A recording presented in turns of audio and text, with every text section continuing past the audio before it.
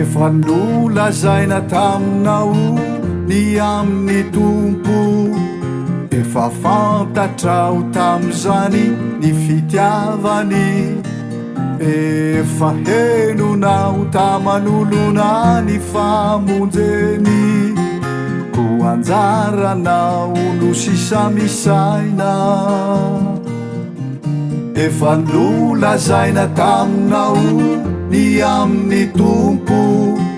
efa fantatrao tam'izany ny fitiavany efa henonao taman'olona ny famonjeny ko anjaranao no sisamisaina fa ny tompo dia be fitiavana be fandeferana ka nanolotra ny ainy ho antsika fa ny tompo dia be fitiavana be fandeferana ka nanolotra ny ainy ho antsika ko amin'izany izay rehetra mino azy de tafafindra niala tamin'ny maizina ho amin'ny mazava mandrak'izay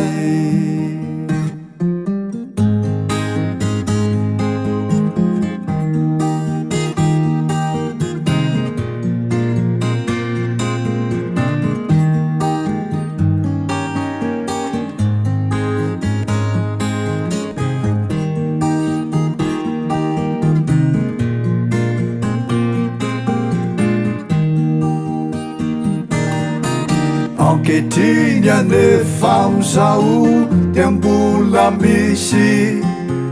fotoana vitsy monja ibebahana ko amaneke ani Jesosy ho tomponao dia ho vonjena ny tenanao ankehitriny anefa amizao dia mbola misy fotoana vitsy monja ibebahana ko amaneke ani Jesosy ho tomponao dia ho vonjena ny tenanao fa Jesosy no fiainana famarinana ry lalana hatongavana ny amin'ny ray fa Jesosy no fiainana famarinana ry lalana hatongavana ny amin'ny ray ko amin'izany izay rehetra mino azy de tafafindra niala tamin'ny maizina ho amin'ny mazava